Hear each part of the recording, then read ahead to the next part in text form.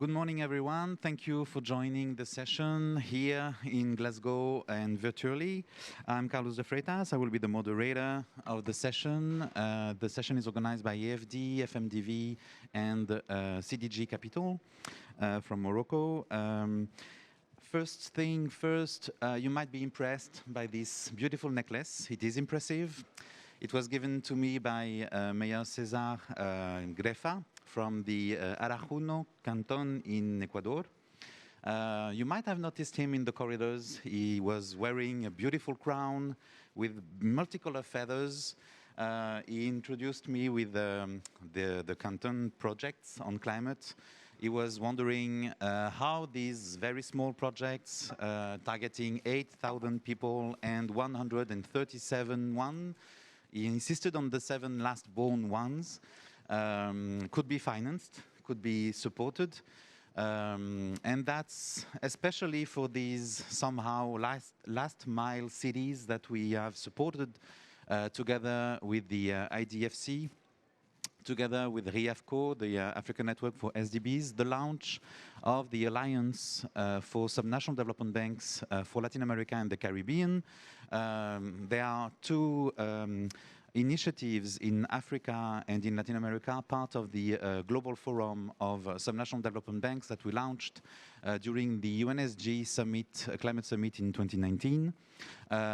It's important that we bridge the gap in climate finance for cities and regions. As you know, I'm not repeating the data. I'm very honored to have very distinguished speakers here and online to speak about how difficult, how complex it is, but it's the next challenge for the coming years. First, I guess that we have AFD online, Federico Dras, but because Senor Cardenas needs to go and pick up his flight as soon as possible, if you allow me, Frederic, I'm going to give the floor to the General Secretary or Director. How do you say in English? Because in Spanish it's Secretary, I guess, no? Yeah. So General Secretary of CAF, if you may introduce the instruments you've been putting together to support the resilience in the post-COVID era with subnational development banks. I guess you have a very interesting tool. The floor is yours. Thank you. Good morning, everyone. Thank you very much for the invitation. It's an honor for CAF to be in this panel today. And as you were mentioning, and while you might be thinking you were stating the obvious, it's still important to make the statement that cities need to get financing, and we need to be capable to unlock that financing at the local level. How to do it is the big question we've been trying to answer, I think, around these last 2 weeks during the COP in terms of the climate action. As for CAF, I think we have 2 big strategies. First strategy and the first instrument was approved during 2020. It was a facility for $1.6 billion that it was directed or structured in a way that would channel resources, direct resources to subnational development banks. And it was targeted for post-pandemic, or in that moment was actually during the COVID situation crisis, and it was also thought for after the pandemic recovery. That instrument is, we have a structure in a way that subnational development banks could still use part of that financing until May 2022. And the destination of the resources or the purpose of the line of this facility, it has a myriad of destinations, but I would probably highlight it was all related to health and also economic recovery through SMEs. And in that, through SMEs, there was a big part also in climate action in terms of energy efficiency and also sustainable transport. So far, the line has worked pretty well. We have already committed $1.2 billion, or around $1.2 billion. It looks small. Thank you. Well, thank all the subnational development banks that came forward and actually put up with us, because that's also the big challenge in this. It's that you not only you have to develop the financing, but you have to actually match the demand and the supply in this case. And as we all know, and in the position paper that came from last April, Capacity, it's still a major issue, and creditworthiness as well. You know, when you structure this type of, types of instruments. But locally, we have managed to get that 1.2 billion dollars. We're pretty positive that we're going to get more approvals, and it has worked fine. So that's the first strategy. And the second strategy that I connect, and it's more where we think we also get more blended finance, is our different concessional resources or grants that we channel through cities. Particularly, we have partnered up with AFD and the European Commission. We have the initiative LAIF for cities and climate change. We have approved in the last 2 or 3 years around $20 million. And what we have done is that, and we'll think it this way. Downstream, we had this product, this instrument that could actually provide the finance in terms of loans, but you need to have a project pipeline. And you need to have a project pipeline so, you know, subnational banks, development banks could actually have clients and finance those projects. So we are also in the upstream part in conceptualizing with these concessional grants. And so we have developed different diagnostic instruments for that. And we've worked in different cities throughout Latin America and helping them to structure and develop projects so they could be actually the supply for the national development banks, and for us would eventually be the client. So those are like our two major strategies. And in terms of the this initiative, we have already committed around $20 million. So that's what I would say we're doing right now in terms of helping subnational development banks and cities in this regard. And it looks like you're doing right. Thank you very much. Thank you.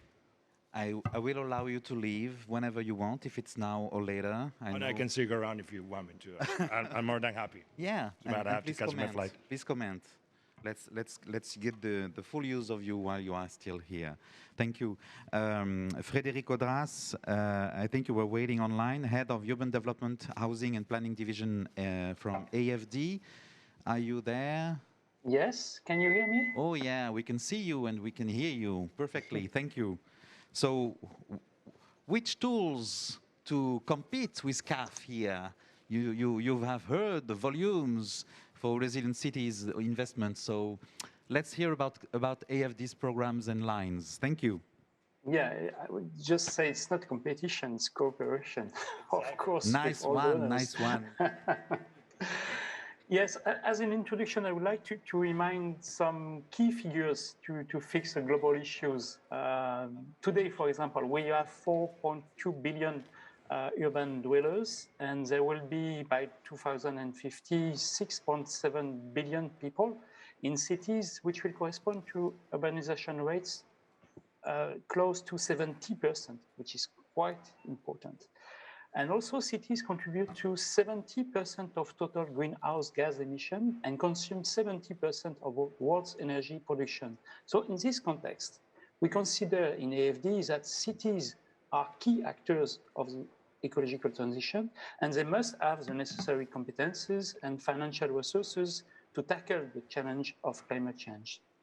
So our strategy is to help cities to protect their population against the growing effects of climate change, to encourage resilient urban planning by working on risk prevention frameworks and strategies to reduce the probability of disaster and limit its impact, and also to prepare for hazards and reinforce the response capabilities of populations and institutions, local institutions, with crisis management frameworks.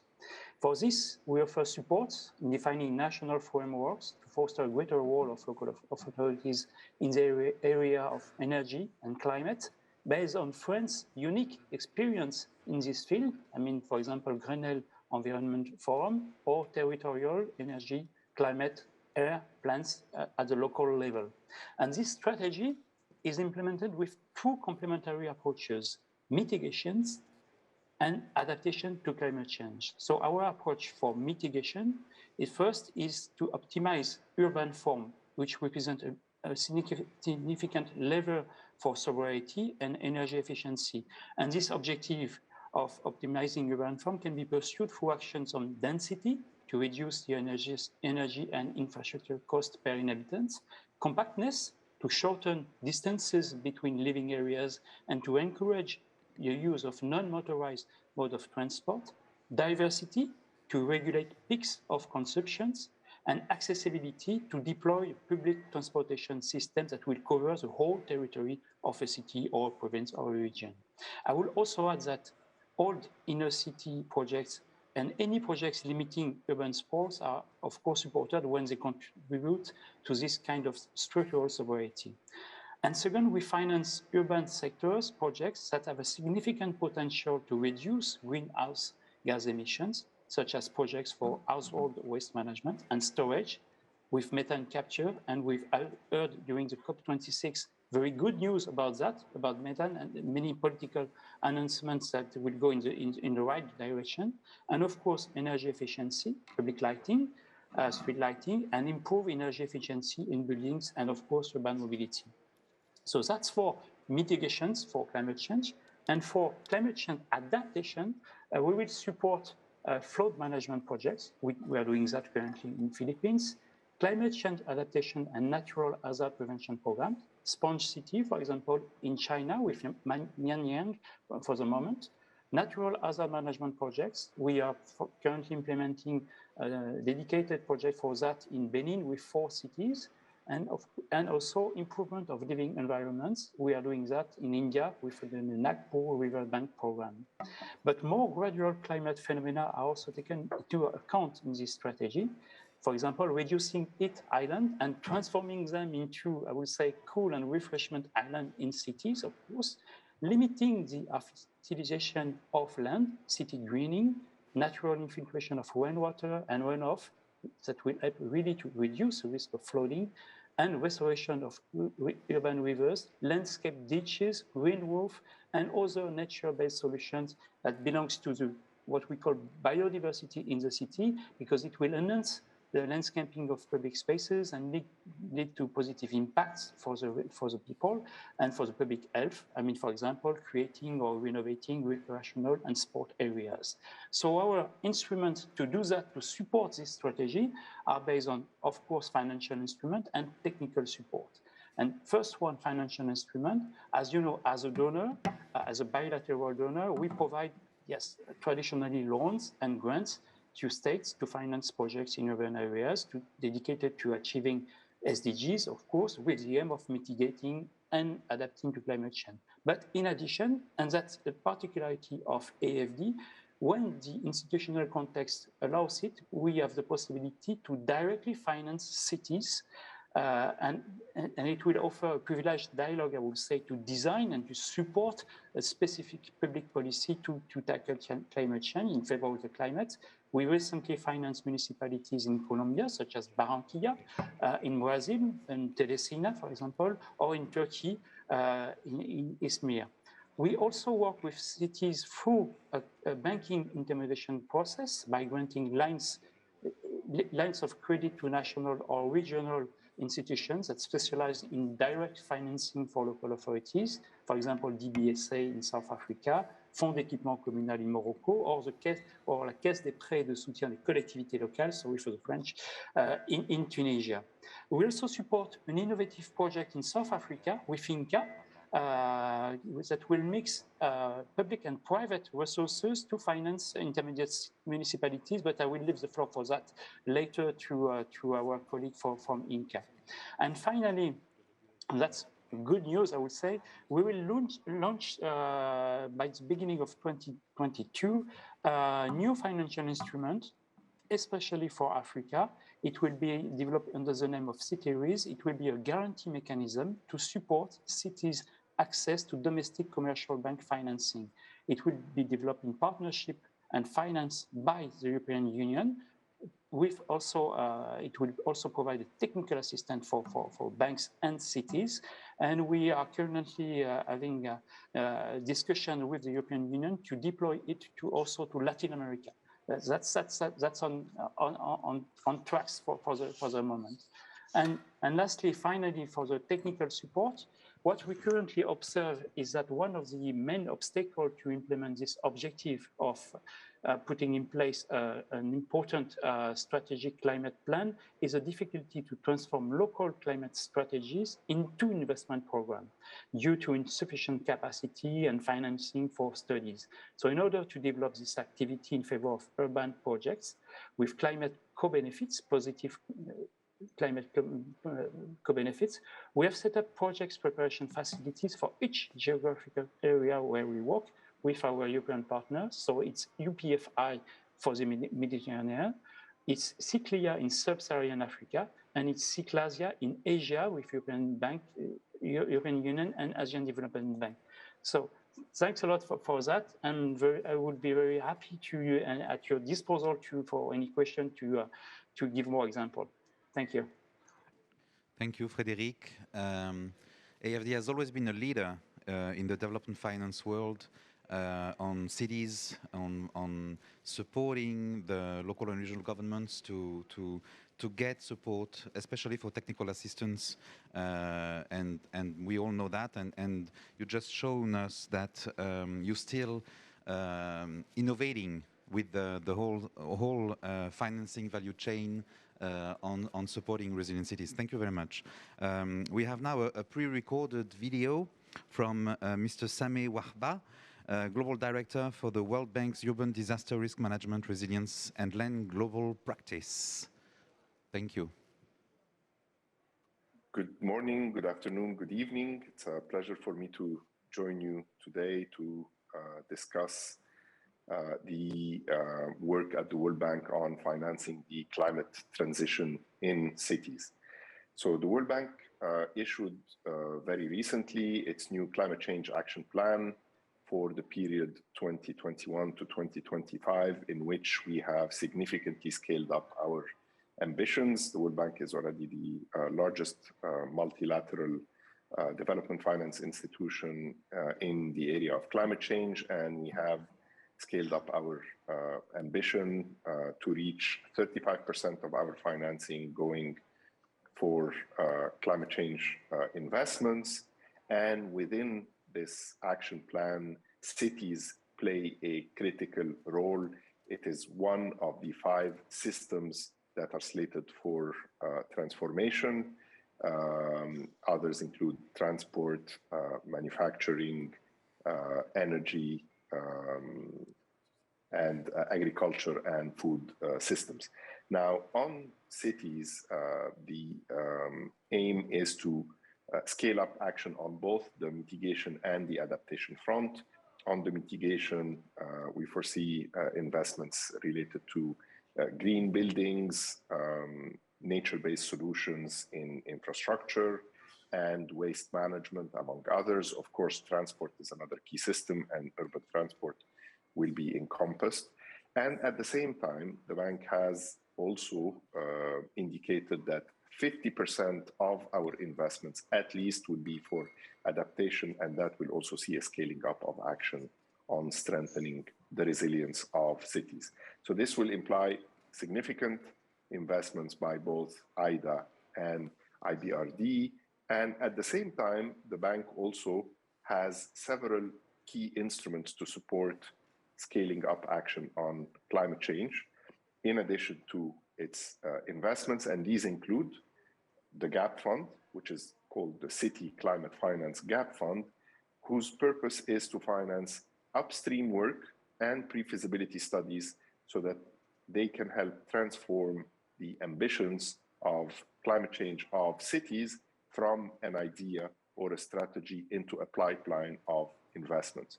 So it is intended, the GAP Fund, to cover the gap that exists between a plan and a strategy at a very upstream level and the downstream work on the feasibility study as part of the preparation of the investment.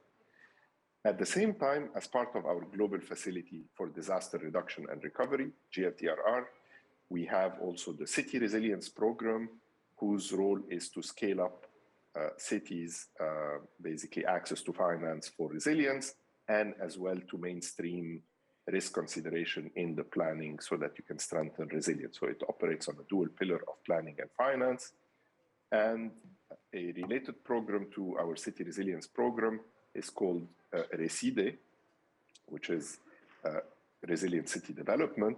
And RESIDE is a partnership that the World Bank has entered to with the Spanish Development Cooperation Agency, ICID, and the European Commission, with access to up to 100 million euro in guarantees from the EU to de-risk private investment in resilient infrastructure, focusing on Africa and the Middle East. So again, both the City Resilience Program and the GAP Fund are key instruments in the support of the preparation of projects and investment. And with the guarantee provided by the EU, the joint World Bank and Spanish Cooperation ICID's program is meant to de-risk private investment and to complement our investments in IDA and IBRD. Lastly, the World Bank also has several important vehicles. It works with financial intermediaries to help them reach and scale up their interventions with subnational entities within their countries. In Indonesia, we're active with RIDF, and as well, the World Bank had a tradition with working with intermediaries in the past. We've worked with Fideter in Colombia, the Tamil Nadu Municipal Development Fund in India, among many others. Lastly, I wanted to mention the role that our municipal grant operations, which is using the instrument called Program for Results, into directing also important climate action within cities. So the municipal grant operations, they structure the system of intergovernmental fiscal transfers within any given country, channeling the flow of funds from central government to local government in return for actions provided by local government, such as participatory planning. And the idea here would be to basically put in place actions related to climate change mitigation and adaptation by cities, against which their performance is supported with additional disbursement. In this case, you'd have disbursement linked to performance, and this performance would be centered around actions about scaling up and accelerating the climate transition within cities. So again, the great thing about this type of municipal grant operations program is that they structure the system by which the flows of funds go from central government to local government and incentivize the right actions from local governments. Lastly, we work in partnership with other development finance institutions, bilateral partners, and with a range of entities from the public, private sectors, as well as civil society, to scale up our actions given the scale of the challenge. So all in all, an important range of instruments that the World Bank has at its disposal, that it is working in support with other entities, for instance, the German government through BMZ and BMU, as well as the government of Luxembourg in the GAP Fund, the governments of Switzerland through SECO, and Austria, Japan, and GFDRR in support of our City Resilience Program, the Spanish cooperation, as well as the European Commission under our RESIDE program, and a great range of partnerships, especially with the Agence Française de Développement, in terms of scaling up our co-financing to be able to collectively, through partnerships, be able to respond in a much more significant way to the scale of the problem that we have ahead. Thank you. Merci beaucoup. Merci au FMDV d'organiser encore une fois cette... There is. Thank you. Before we go back to Latin America later on with Brazil, I'd like to visit a little bit Africa with Mr. Mubarak Mukaila. You are the regional coordinator, Francophone and West Africa for Francophone and West Africa of the UNFCCC Regional Collaboration Center in partnership with the West Africa Development Bank, BOAD. So how do you support Western African cities in integrating climate risk in their planning? Thank you very much. I think the first main thing in the West African region in terms of supporting cities and supporting local governments in financing projects is the institutional framework that is very not strong enough to receive financing. And what we do with cities is to first work on who is the end payer of the loan, and that's very big and very important when we assess the projects. So basically, what we do with cities and local governments, with collaboration with the UNFCCC, like you said, we work directly with countries to see how they can incorporate the local governments in the implementation of NDCs, for example.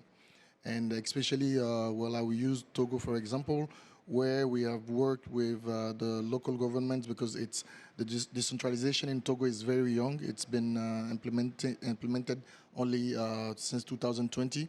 So it's quite young, so we are helping them to design the framework, the institutional framework, and then from there we see how we can incorporate the support to the government in the NDCs. So basically, right now we work with cities in developing the green strategies. I saw that on the list of speakers there is the mayor of Lomé, Mr. Kamal Ajayi, with whom we have signed an agreement to work on the strategic development plan, and in that we align it with what the country has as ambition in the NDCs and in the Paris Agreement as well. One of the things that we do, and it's important for all the public agencies or public institutions, is the capacity enhancements of the people, because that's the first gap and the first barrier that the cities have in the West African region. It's their technical capacity to build projects, to design projects, and to implement them. And even when they have the knowledge to do so, there are some gaps in terms of capacity of how to incorporate climate finance and climate principles in those projects. So we support them as well on those areas and on those thematics as well. And one of the things that we are working on and will be implemented hopefully by the early first quarter of next year is to design green bonds to support cities and local governments. And we're already working with IFC and also the World Bank to see how we will be able to mobilize resources, design a pipeline of projects to be able to finance that. One of the things that is slowed the process is to figure out to have an interlinkage where we have a guarantee from the governments to support that funding, because at the end of the day, that's a big barrier. And the explanation, what we try to explain to the government is that have financing climate projects or any other type of projects is very difficult with public money. And we need to incorporate private sector into the system. And one of the barriers to private sector is who guarantees the funds that private sector brings to the table. So we are also working with GCF in this project to see how we can use public funding from GCF to create a guarantee instrument and to be able to have more of private sector involved in public and private partnerships in financing those projects. And I think we have a very good project that we are designing with the mayor of Golfe 3 in Lomé, where all the waste projects, for example, will be handled by private sector, but the investment will be supported and guaranteed by the governments. So those are some initiatives, some kind of activities that we do. But I want to highlight the fact that one of the biggest challenges is the institutional framework, and that's one of the main areas where we think we need to focus and work more on. Thank you. Thank you so much. You just raised a wide array of issues. If we really want to address the climate emergency and support the cities and regions, we are as you just stated at the very beginning, at a very early stage.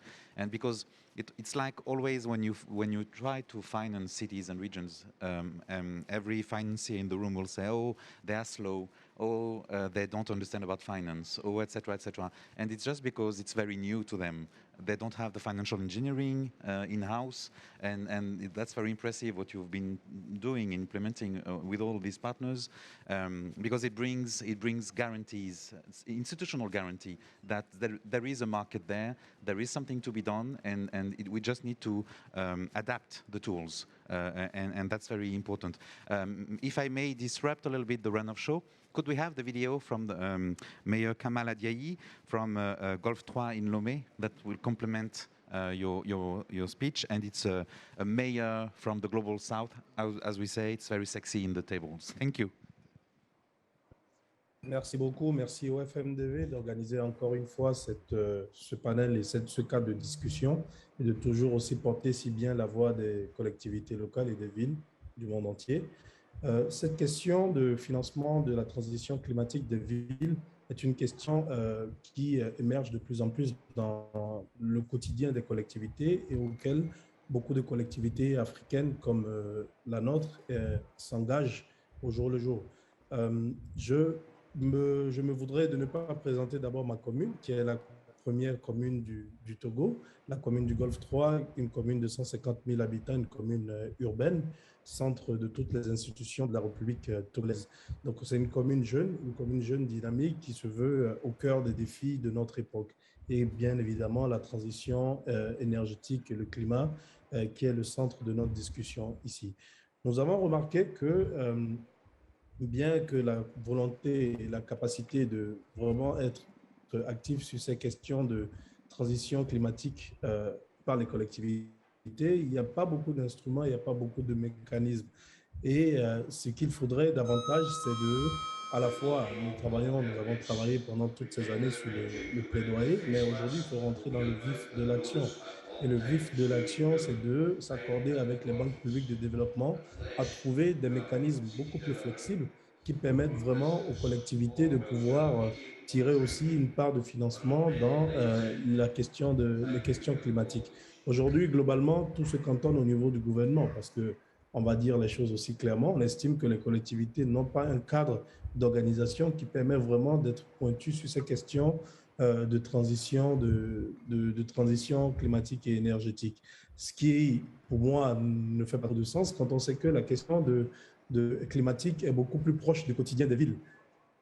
Donc, ce qu'il faudrait aujourd'hui, c'est que les collectivités, les banques publiques doivent développer des outils précis, des outils beaucoup plus adaptés aux collectivités. Il faut aussi relever la complexité de toutes les interventions, notamment du Fonds vert et de toutes les banques, des outils d'intervention du Fonds vert et des banques publiques de développement. Donc, aujourd'hui, concrètement, les banques publiques de développement doivent développer des outils adaptés à la taille et à la compréhension des collectivités. Et aussi, au-delà de ça, prendre le cadre de financement qui est généralement celui du collatéral, celui des interventions. Il faudrait qu'on s'accorde sur, en fonction des responsabilités des communes, quels sont les outils qui peuvent être propres à ces communes afin de leur permettre d'être aussi très, très dynamiques sur ces questions de transition climatique. Et surtout, comme je le marquais tantôt, le vrai changement proviendra d'abord des villes, puisque c'est très complexe au niveau de l'État, c'est très difficile à mettre en œuvre, mais au niveau des villes, c'est beaucoup plus facile, beaucoup plus rapide. Une expérience que nous mettons en œuvre au niveau de la commune du Golfe 3, que je voudrais aussi partager avec vous ici aujourd'hui, est celui de la taxation carbone que nous lançons avec la Banque ouest-africaine de développement. On s'est dit comment aussi capter des financements liés à la finance climatique pour pouvoir financer d'autres projets publics de développement. Et nous avons eu pour idée de mettre en place une équipe dont la mission sera essentiellement de développer des outils d'appropriation de la taxation carbone. Donc, à l'issue de ça, nous avons signé une convention avec le CRC de la BOAD, le Centre régional de collaboration, qui travaille avec nous sur cette question de déclinaison des outils carbone au niveau de toute la ville de Lomé. Donc, nous osons croire que cela permettra, in fine, de taxer ou en tout cas de bénéficier d'une fiscalité carbone auprès des entreprises et des institutions qui sont dans notre commune, et cela permettra de financer aussi d'autres projets publics de développement. Je vous remercie de votre attention et je suis disponible pour d'éventuelles questions. Merci. As you see, just what I was saying. uh, that's very impressive, huh? Because it's not that much that we have mayors able to discuss financial engineering and put the municipality in such complex mechanisms as the local carbon markets. Bravo. I'm very happy now to give the floor to Séverin. Séverin Zobo-Bellinga, you are attaché to the General Director of the FECOM, the Special Council Support Fund for Mutual Assistance. You are also attaché to the President of RIAFCO, the African Alliance of Subnational Development Banks. You will introduce how much subnational development banks are key in financing the climate local transition in Cameroon and in Africa. And thank you for joining us. Merci, Carlos. Thank you very much. I will first start by sincerely thanking the Global Fund for Development of Cities, FMDV, which once again allow me to express myself in this international forum in my double capacity of as representative of FECOM, a network of African local government founding institution in RIAFCO. I would first like to point out the decentralization and its technical and operational counterpart, which is local development, are now accepted by African states as an irreversible orientation for economic emergence and governance. Thus, devolutions and transfers of powers are observed in the majority of African states from the central level to infra-state entity, such as local authorities. However, the question of the resources required to exercise these responsibilities remains a major concern. Various mechanisms and modalities have been put in place for the financing of activities linked to the transfer of skills. Their effectiveness is more or less perceptible depending on the context. In some countries, institutions dedicated to technician and financial support of local authorities exist on different status. There are mechanisms and intermediaries for transferring the resources from the center state of local authorities. In case of Cameroon, as well thought out, tool has been put in place to support local authorities both in the mobilization of resources and the preparation and financing of projects. As the example of FECOM, created in December 74, FECOM is a published establishment and economic and financial nature whose mission is to mobilize resources and finance municipal and regional projects. The institution has developed financial funding tool adapted to the specificity of local authorities and projects. The institution is currently carrying out with its partners, KfW and the European Union, several urban development programs and issues such as housing, transport, distribution, and refugees. Furthermore, apart from FMDV, FECOM is working with FAO and COMSA on questions related to climate change. It is in this regard that the institution has engaged its accreditation process to the Green Climate Fund. If accredited, it will make it the first institution in Central Africa. After more than 40 years in financial local authorities, it appears useful for FECOM to create an opportunity for various African sub-national development banks to meet and share their experiences, the opportunity and constraints offered by the context of decentralization in each country. This is how Network Africa Local Government Founding, RIAFCO, was born in 2040. Its ambition is to bring together these institutions in order to be able to exchange experience and good practices, strengthen their capacities, develop joint programs, and joint carry out advocacy at international level. The network currently has 12 members and many other partner institutions, including the Global Fund for Development of Cities, FMDV. These institutions have been recognized by the New Urban Agenda adopted in Quito as catalyst of financial resources and accelerator of the financing and urban transition. It should be noted that sub-development bank who are very familiar with local government can facilitate the directing of funding directly to them and reduce the risk associated with asymmetry of information for international organizations. Sub-national development bank can also be instrument for mobilizing partners, resources, and de facto free up state budget with regard to local investment. Sub-national development bank are channels through which the capacity building of local authorities can be oriented towards sustainable development. Partner can reply the network of sub-national development to produce a leverage effect both in terms of capacity building and resource mobilization. In September last year in New York, under the aegis of the government of Cameroon, an Alliance Community Financial Institution was launched as part of United Nations Climate Summit. This alliance, whose foundation are African, wishes to expand to be force for proposal and framework for sharing solutions to improve the capacity to mobilize resources in favor of city and local and regional government. We are proud that RIAFCO has strongly inspired other sub-national development banks, such as the Latin American Network for Local Development here present to mutualize the resources for the founding of resilient city. We want to welcome you, knowing it's the beginning of the strong partnership and greater things ahead. The COP27 will take place in Africa, the continent of RIAFCO.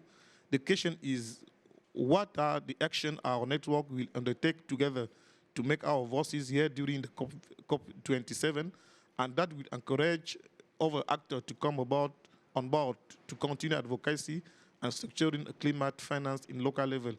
I once more want to thank FMDV and looking for the action we carry out together to change lives and the world of together. Thank you for your kind attention, Carlos. Thank you, Séverin. Really, thank you. I think it's very important, once again, to thank Cameroon for the support to the topic, because what you just said, it's been a long journey since 2015 when we begin to discuss the SDGs at the highest level, at the UN level, to recreate visibility and to promote the subnational development banks as a key element in the global financing chain to support cities and regions. And the recognition within the text of the new urban agenda, the coalition that we created with the Global Forum in 2019 at the UN Climate Summit, the IDFC initiative on resilient cities with the Alliance of Subnational Development Banks for Latin America and the Caribbean. It's a whole set of process, and it was indeed inspired by FECOM, Cameroon, and RIAFCO's progress. Thank you very much. And I'm particularly happy to give the floor now to a special guest who woke up very early for us, Ms. Leani Lemos. You are the CEO of Banco Regional do Extremo Sul, BRD, on the transformative tools that you have been putting together to unlock financing and structure portfolios of sustainable local investment. Senhora Leani, é um prazer termos a você conosco. É uma iniciativa muito linda, muito boa. Agradeço a sua presença e agora é sua palavra. Você está fechando o painel. Obrigado. Obrigada, Carlos. Thank you very much for the invitation. I'm very glad to be here. I know it's too early in Brazil and it's rainy, but I'm very, very happy to share our experience in the southern part of Brazil, where we have been doing hard work in trying to be close to the municipalities, and also small and medium businesses have also been part of our focus these years, and especially during the pandemic. So who you are as a bank, we have a $3 billion USD portfolio. 85% of our contracts are aligned with the SDGs. We have worked this year on classifying our contracts. Half of our clients are micro, small, and medium businesses, and we just created a program for women to bridge the gender gap on credit. And we have in our portfolio 400 million US dollars on clean and renewable energies that we have contracted over the last 5 years. We have more than 30,000 clients, and they are spread in more than 1,000 municipalities in the southern part of Brazil. We are also very strong with cooperatives, which is something we are very proud of. So I'm here to talk about a little bit our projects with municipalities. We all know that the big challenge is to have good projects that are feasible. And this is a challenge for the municipalities, especially the smallest ones. And we, as a bank, we do not work only with funding, but we also offer technical assistance and cooperation to build projects that are fit and able to be financed. So in this realm, we have also working not only with the projects, but also with helping the municipalities in coordinating with other stakeholders, like state governments, federal governments, legislators, public ministry, accounting courts. So there are a lot of issues that a mayor have to deal with, and we also offer this kind of cooperation. So what we do, we have been a bridge between the international funding and municipalities and also businesses.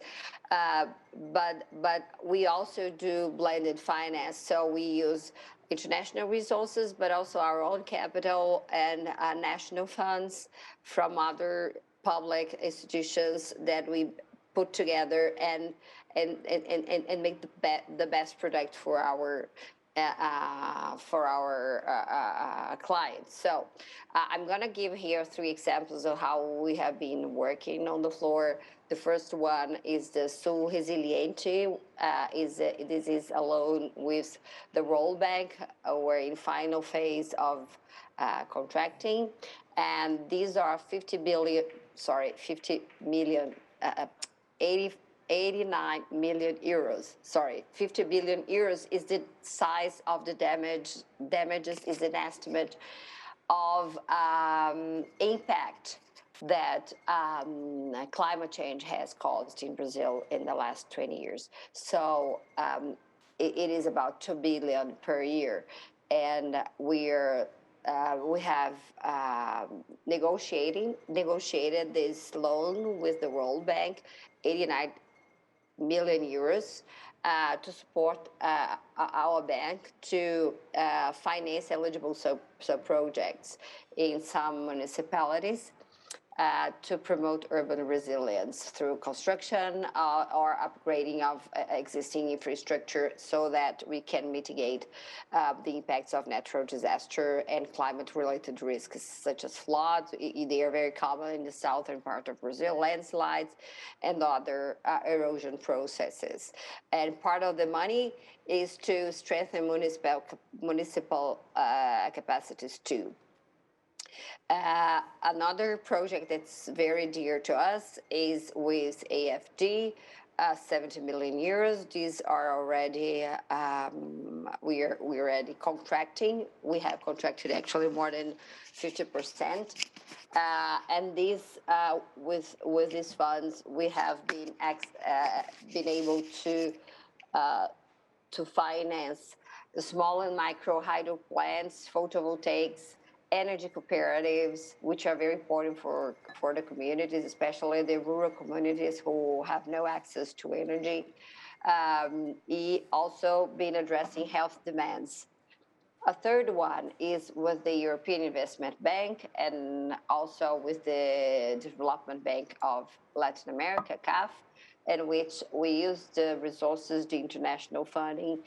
Basically, we have been used to match small and medium businesses. And now with the COVID-19 recovery, it has been very important. And with them, we work not only as a direct bank, but also as a second floor bank, working with credit cooperatives so we can get to small loans as large as 100 euros.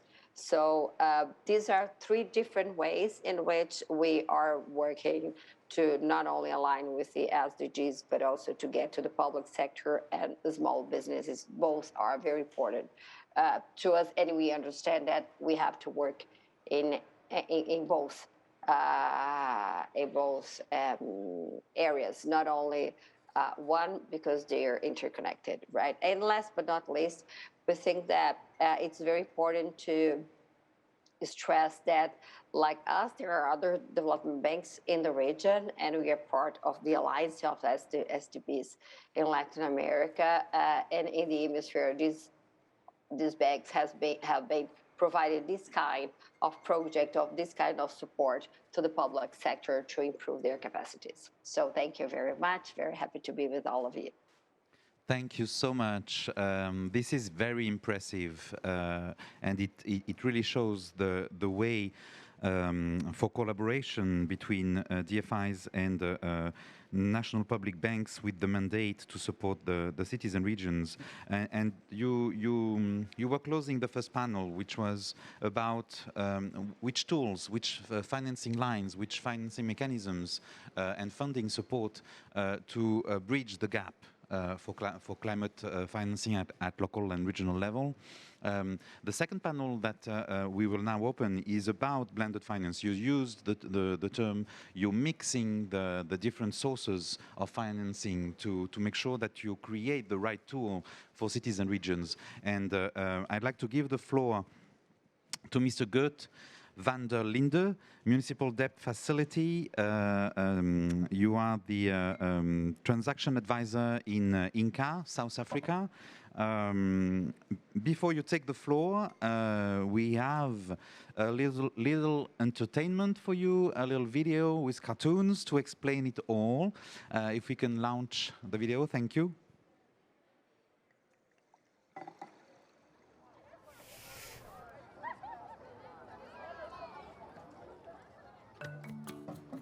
South African municipalities are facing their largest challenges since the dawn of democracy in 1994. These include financial mismanagement, poor service delivery, and a great need for investment in and maintenance of infrastructure. More than 60% of all people in South Africa live in urban areas. This figure is expected to increase by 10% between now and 2030. Municipalities need support to invest in water, sewage, energy, and road infrastructure to manage the rapid increase in urbanization. Poor service delivery has led to protest action, declining resources, limited job opportunities, job losses, and poor living conditions. To address this, Agence Française de Développement, the Swiss State Secretariat for Economic Affairs, and Inca portfolio managers created the Inca Municipal Debt Fund. This 3 billion rand fund was created to enable local investors to co-fund municipal infrastructure with development finance institutions and to benefit from the professional expertise of Inca portfolio managers. The fund will bridge the gap between municipalities with their need for external funding, pension funds and/or institutional investors looking for investments that will deliver long-term annuity income. In addition to its debt fund mobilization role, the fund will also mobilize technical assistance grants to address the key issues that make municipalities reluctant to borrow and capital market hesitant to invest. It will improve the supply of urban infrastructure in intermediate cities and contribute to the diversification of the municipal finance sector. The initiative will leverage financial markets and allow the mobilization of private sector funding to fill the gap for investment needs in intermediate cities. What contribution can this initiative make to bring about positive change? Mobilization of private sector funding, the betterment of financial modeling, planning and decision-making, long-term sustainable investment, prove that private sector funding is available for municipal infrastructure borrowing if basic investment criteria are met. The IMDF will support municipalities who subscribe to good and transparent governance, financial discipline and innovative solutions to service delivery that is in the best interest of its citizens. This initiative of utilizing international DFI funding to credit enhance and leverage private capital is a groundbreaking example of what is possible. By investing in much-needed support for our municipalities, the Inca Municipal Debt Fund can help to assure a better future for people all over South Africa.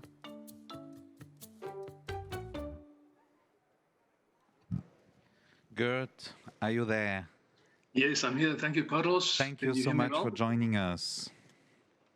Can you hear me well? You have the floor. Yes, we can hear you very well. Thank you. Thank you so much. No, thanks for the opportunity, and good morning, good afternoon to all the colleagues and the participants. I think the video is self-explanatory. It's a new blended finance special purpose vehicle that's been created by AFD, SECO, and Inca Portfolio Managers. Now, Inca Portfolio Managers is a private company that has worked for a long time in the municipal sector, providing specialist advisory services on long-term financial planning. And the fund is intended to really help to create a market, to unlock the investments from the institutional investors in the secondary city market for debt funding in South Africa. Now, I've got a few slides. Let me just put that on the screen. That will give us a bit more background. Can you all see that? Yes, we can. Can you put it full screen? Yes. There you are. Perfect. Thank you. Excellent. So we had the video about the establishment of the Inca Municipal Debt Fund. I'll put a few more words to it, and this graphic, I'll also share the video or the slides afterwards. This special purpose vehicle has been established by AFD and SECO, as said, and the intent is really to leverage a 35 million euro investment from AFD by attracting double that investment from local institutional investors that are not really active in this market. In South Africa, and for every transaction that we have AFD included, we'll also then have a local investor that will invest through an unlisted note into a particular loan transaction of a municipality. Now, these municipalities, these would be the secondary cities in South Africa, not the big metros. There may be one or two smaller metros that we might focus on, depending on circumstances. But the intent is to really leverage financing for the investment in infrastructure of the secondary cities, not the 8 metros, but the second tier of cities in South Africa.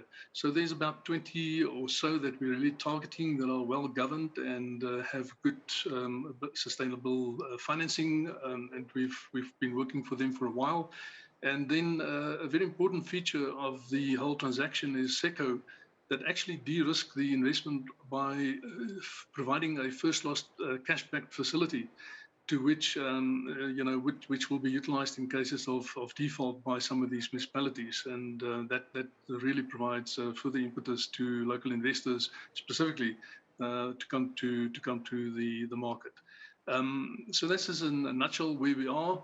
Now, it's not a facility that is earmarked specifically for climate transition, but we have very specific arrangements with AFD and the other participants in the transaction to address climate issues. We only would lend to municipalities that have a list of projects that would be eligible under the AFD exclusion lists. And now that means that we would not finance projects that would trade in wildlife or that would disrupt critical habitats, that will produce hazardous materials, that will produce or trade in ozone depleting substances. These are very specific things that we are under obligation for to assess and appraise at the time of concluding a loan transaction.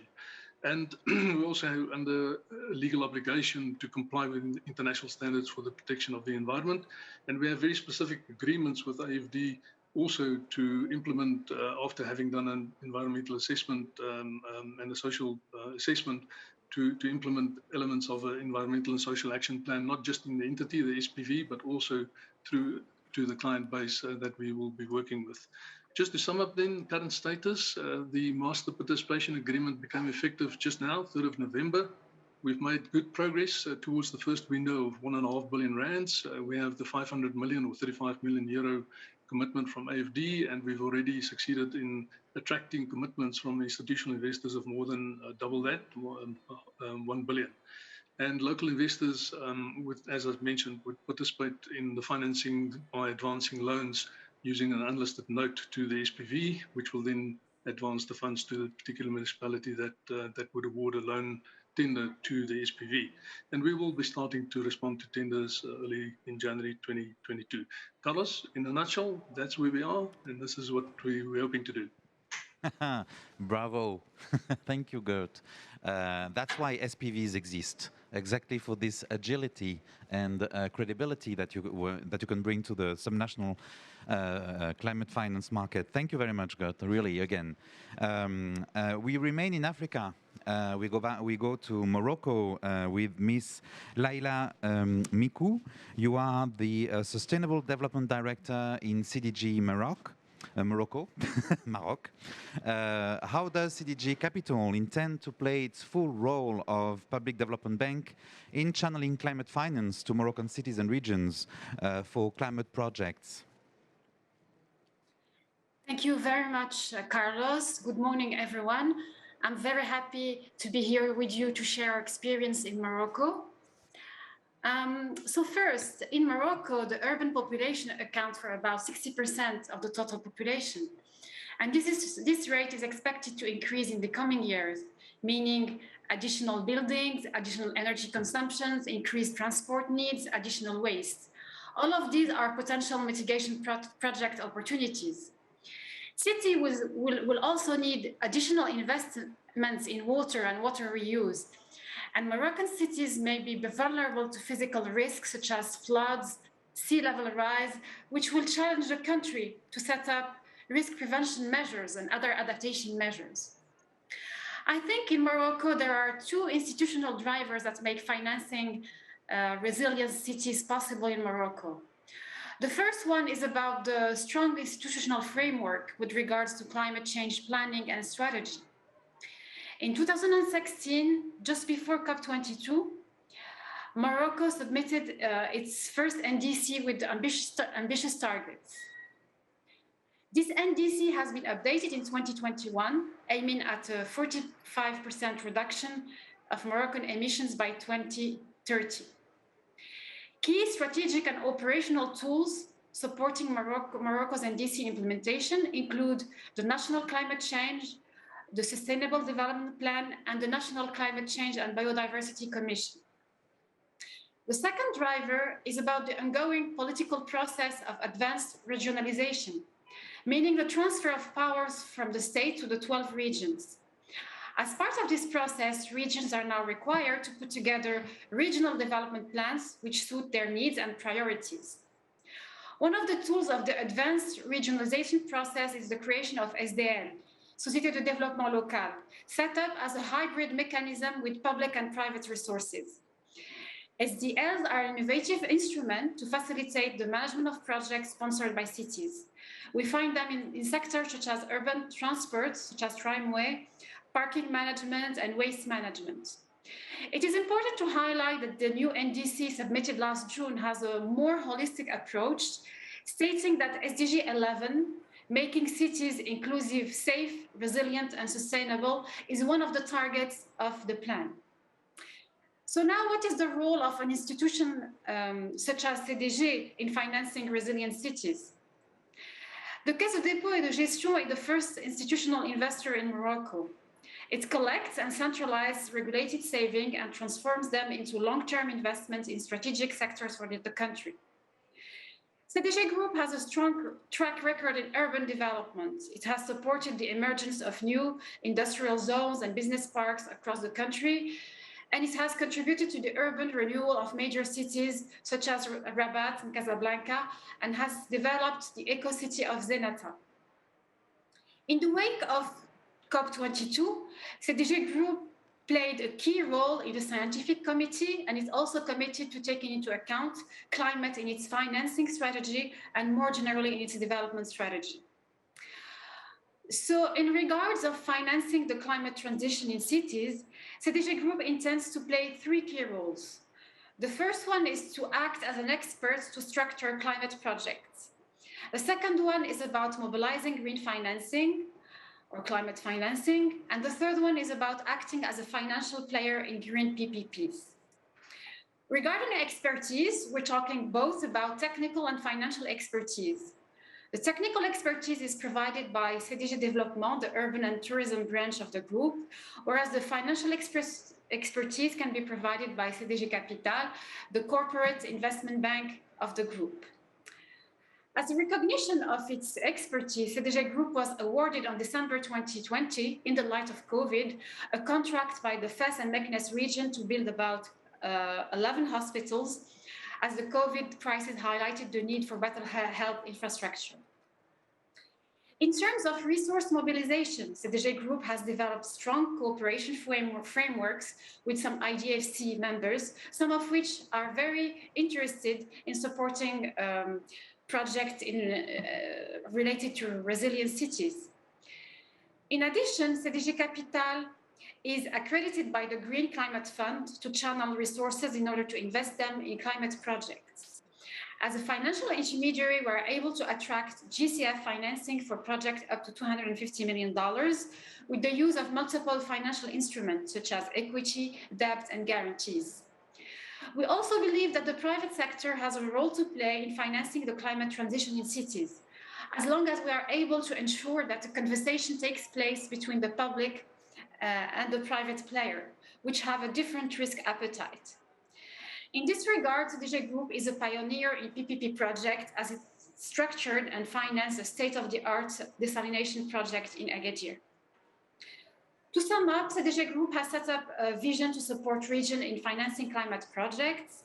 In terms of implementation, CDG can rely on its track record and the network it has developed over the years, its ability to structure complex financial transactions involving public and private players, and its ability to mobilize international funds. Having said that, I can see two main challenges. The first one is to find bankable climate projects. And the second one, in the case of mobilizing GCF funding, it's about proving to the GCF the climate rationale and the additionality of this project. As a proud member of IDFC and co-organizer of this panel, I'm glad we're having this conversation today during the City Day of COP26 at the IDFC Pavilion. And thank you very much for being with us today and for your attention. Thank you so much, Laila. I know you were last minute preparing your presentation, and it's impressive always to see how Morocco and Moroccan institutions have been mobilizing themselves very fast after COP22 to ensure the implementation of the commitments coming from the kingdom. It's a very ambitious NDC, and I guess that CDG is one of the key institutions for the future of resilient cities and regions. Thank you very much. I will now open a new chapter, an Asian chapter in our panel, thanks to Peter Ilijes, the Chief Climate Officer from KfW. Are you with us? Yes, you are. I can see you now. If you can hear me? Yes, we can. Please, thank you for joining again. You are about to speak about the specific projects you have developed with KfW in Asia on blended finance and supporting intermediary players. Please go forward and let us know about that. Yes, it's a pleasure to be with you, and it's really nice to have a look back at the IDFC Pavilion, where I was sitting a couple of times last week and returned only on Monday to Frankfurt. So it's good to see you all again in the pavilion. And it's also a pleasure to be with this distinguished group of people from all over the world discussing about urban development and climate, particularly with a subnational focus. And what I've brought to our discussion today is an example from India, more particularly from Tamil Nadu, which is a southern Indian state, heavily urbanized. Big population, of course. All the big infrastructure needs that have been mentioned before are also applying there in Tamil Nadu. And I think we have a good example. There's the Tamil Nadu Urban Development Fund that has already a history of 25 years. So there's a good track record to learn from. It was established in 1996 with the assistance of the World Bank, and later other development banks like KfW joined in and started participating in urban development in Tamil Nadu, and by now we as KfW have lent 265 million euros of loans. There's a technical assistance grant of 5 million euros available, or was available, because a lot of it has already been implemented, and a particular window of 15 million euros for leveraging municipal bonds in Tamil Nadu, which I think is quite a distinguishing factor for this Tamil Nadu experience. But let me address a few key issues. One, the ownership of the fund is 70% roughly with the government of Tamil Nadu and 30% with financial intermediaries. So it's not really a subnational development bank, but it's a subnational fund that is governed by Tamil Nadu and these three financial intermediaries. So that's one factor. Then the second one is the fund extends capacity assistance, capacity building assistance to cities of Tamil Nadu, towns and cities actually, in all areas that are essential for actually executing infrastructure investments. So it is about planning capacity, it's about execution capacity, it's about tendering, and it's also about financial literacy, which was mentioned before, I guess, by the mayor of Lomé and also by our colleague from BOAD as a key item, and also, I must admit, a key weakness that we find in our cooperation with urban areas. In India particularly, as you may well know, the third level of governance, which is the cities, towns, and villages, in many states of India doesn't have a lot of authority over decision-making. So they traditionally don't have actually the needs and the incentive to actually build up these capacities. So decentralization and delegating authority to cities and towns is a key ingredient of actually enabling urban areas to execute projects and build up their infrastructure. So these are, say, the key core issues. And then let me just mention this municipal pool bond fund, because I think it's a pretty unique example that we have here. It's a fund which is administered by the Tamil Nadu Urban Financial Services Limited. I think it's a limited company, which is pooling funds or pooling bonds from Tamil Nadu towns and cities and issuing them to investors. One has to say that the investors that I'm aware of into this bond or these bonds have been from the public sector so far. So it's not being bought by institutional investors of the private sector or by other private investors. The bond is guaranteed by the state government or by the state of Tamil Nadu. We have extended a subordinated loan to the facility, which is also risk absorptive for the bondholders. And then there's a small first loss tranche, which is also available to the municipal pool bond fund. So this is one way of, at one hand, leveraging capital for cities. And I think the leverage effect was something like 1 to 5 in this example.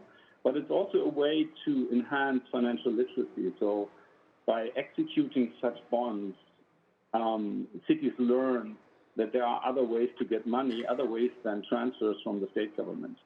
And we believe that this is essential for cities in order to get access to more capital. Because we all know, as was mentioned before, and I'm happy for the Inca example from Southern Africa, that availability of public capital is too small, too limited in order to capture or in order to invest sufficiently in infrastructure. Let me make a last point. In the history of the TNUDF, environmental infrastructure was the focus. So we were looking at the traditional sectors of water and sewerage, mobility, energy efficiency, all these items, which of course have climate benefits, but at least until recently, we didn't really capture the climate benefits in a meticulous way.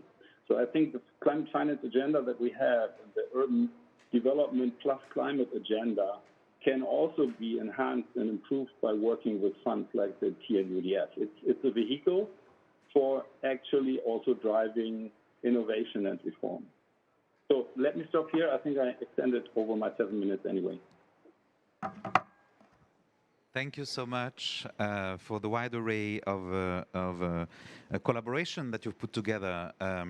You have beautifully closed the panel, and I'd like to give the floor now to Mustafa, if you want to join us, to Mustafa Kleish. You are IDFC Secretariat. The Secretariat, IDFC Climate Facility Coordination Unit, to make it right. Very, very precise. Thank you. You're welcome. You are here to talk about how you have been putting together this facility to accelerate the alignment between the IDFC club members with the climate target. Please, can you explain a little bit how it works? Yeah, thank you very much, Carlos. Maybe I would like just in few words to stress, because we can never stress enough the importance of the cities, of course, to achieve the goal of net zero emissions. It is very important. And one French economist used to say that, you know, to solve urban problems, we have to move cities to the countryside. I think that by this he wanted to maybe to express that the importance to have the best on the city, what we have in the cities, and the best that we have in the countryside. And you know that they have also this grace part between the urban cities and also the countryside. Indeed, there are many members of IDFC are active in working in the cities, doing a lot of things. And this could be illustrated by the fact that we had at least 3 events here about cities. So this is really illustrating the importance of that on the climate finance. So what, as Climate Facility, what we are doing? So the Climate Facility is a fund provided by AFD, but also other members, in order to help members to do more, to do better in terms of climate finance. We will have this afternoon a short event on this. So if you want to know more, you can come back and we will give you more details. But in few words, the idea is really to help our members. As you know, we are a diversified bunch of members, 26 until last week, but now we have another member join us last week. So we are now 27. After we have now African Corporation, African Finance Corporation. It's a Nigerian-based bank. So what we provide is many things that they can already use to make maybe better on cities, like we provide climate risk assessment tools. We work on that. We have also provided a green finance mapping framework, so members can report more accurately information on what they are doing on the field. And I would like also maybe to as a final say, to tell you that we are working on very good initiatives, concentrated, focused on cities and urban development. We cannot say today, it's a surprise, but it's a very important initiative. The idea is really to provide more tools and also to develop new ways of doing projects. And we will experiment that with a few members, and I hope that we will be in position to tell you more in the coming days. And in Egypt, maybe, if it's Egypt for COP27. Thank you very much, Mustafa. Finalizing the 2 panels, I would like first to thank all our virtual friends. I don't know how many of you remained online, but still, thank you so much, especially to Signora Liani for being so early and with us. Oh, you are all there. Thank you so much. Thank you to all the panelists here. It was really wonderful to have this nice demonstration on how we are really collaborating, as you just stated, Frédéric, at the very beginning, and not competing. That's very good, and that's the idea of IDFC. Maybe, So, if I Mustafa, may, yes. Carlos, if there is, we have time for questions if there are in the audience Okay, here, but we okay. have also people maybe virtually if they are interested. Please. Yeah. The floor is open if you have any questions, any comments, any contribution, maybe.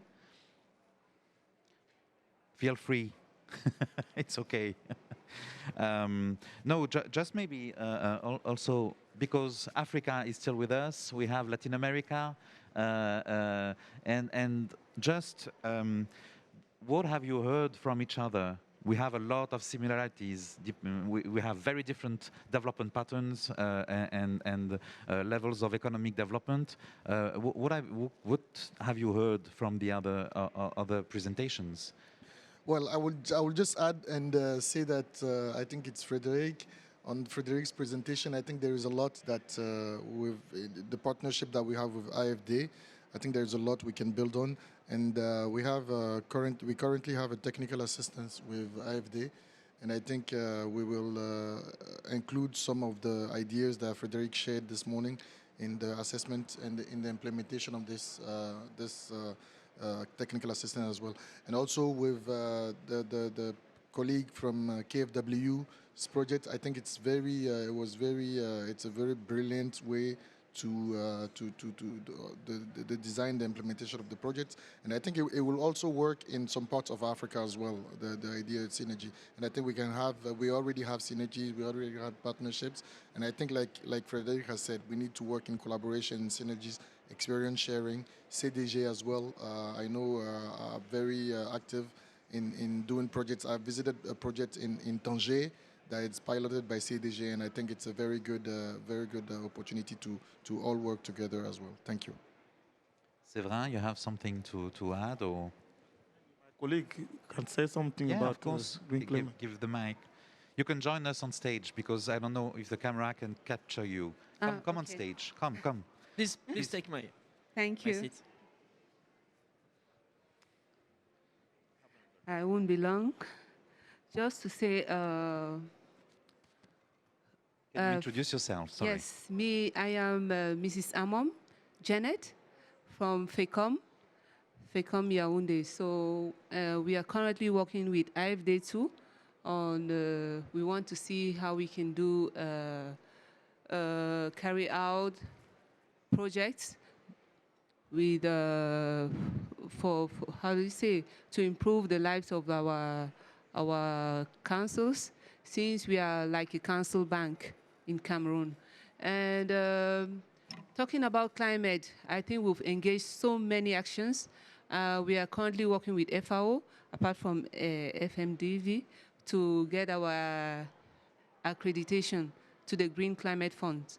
And like Séverin said earlier, if we get that accreditation, we'll be the first Central African institution to get it, and we know it's a wide scope, so we'll bring all the local authorities in.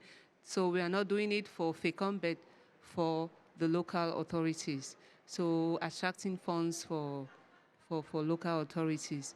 So that particular aspect, we are working with FAO, and then we are engaged with Comesesa. Yes, so we've carried out already wide range programs like to sensitize our councils on climate issues, and I think it's a great job. They're coming on board more and more. We think as that institution, we have to take the lead. We have to fight for our country and for our future generation. So that's all I want to say. Thank you. Thank you so much for illustrating exactly the role of SDBs. Because you are local, you will remain local, and you will not go away once the program is ended. Exactly. So that's exactly the key issue. Sorry. No, it's okay. It's okay. Maybe just to. Do you have comments online? Does someone want to add? Signora Leani, no? Sim? now? Now, no. So it really goes very well with the title, the mantra we put together for the call we launched last week during the Climate Finance Day. The call for to support subnational development banks. The mantra was "Together we stand, divided we fall." This financing value chain that we have been discussing from international development finance institutions to the actual subnational development banks, the last mile banks, is a demonstration on how city resilience, local and regional governments' resilience is achievable. But we need to go faster. We need to agilize our tools. We need to be engineers of that future we want to go to. So and you are all champions, and I would really want to thank you for being with us. And we probably give you. We will be meeting again in Africa for several important meetings. The next Finance in Common Summit will be held in Africa. We have now COP. We have the Regional Climate Week that will be early 2022. I think we need to get together in a more regular way to ensure that we discuss, we exchange. And again, thank you so much for being there. Thank you so much, audience. Thank you so much, speakers. You can go back to bed if you want, Signor Liani, to rest a little bit. And thank you, KfW. Thank you, CDG. Thank you, AFD. See you soon.